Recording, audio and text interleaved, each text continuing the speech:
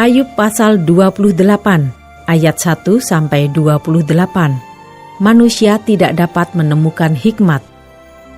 Memang ada tempat orang menambang perak dan tempat orang melimbang emas. Besi digali dari dalam tanah, dan dari batu dilelehkan tembaga.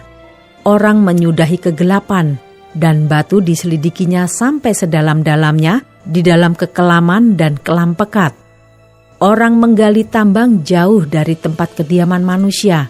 Mereka dilupakan oleh orang-orang yang berjalan di atas. Mereka melayang-layang jauh dari manusia. Tanah yang menghasilkan pangan, di bawahnya dibongkar bangkir seperti oleh api. Batunya adalah tempat menemukan lasyurit yang mengandung emas urai.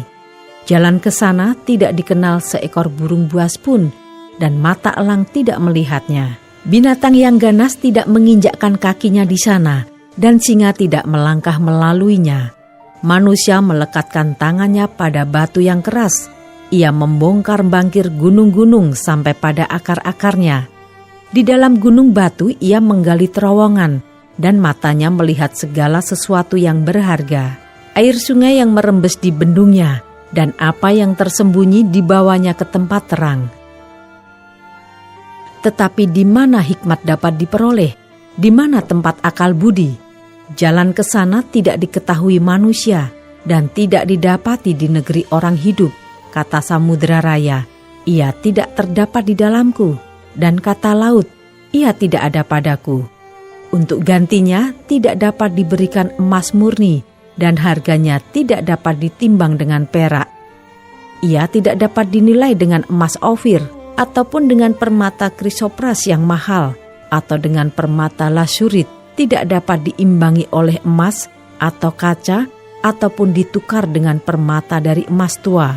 Baik gewang, baik hablur, tidak terhitung lagi. Memiliki hikmat adalah lebih baik daripada mutiara. Permata krisolit Ethiopia tidak dapat mengimbanginya.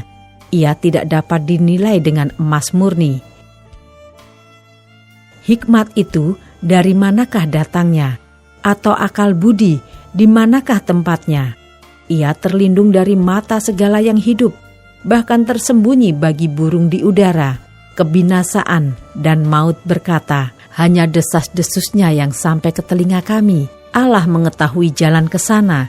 Ia juga mengenal tempat kediamannya, karena ia memandang sampai ke ujung-ujung bumi dan melihat segala sesuatu yang ada di kolong langit.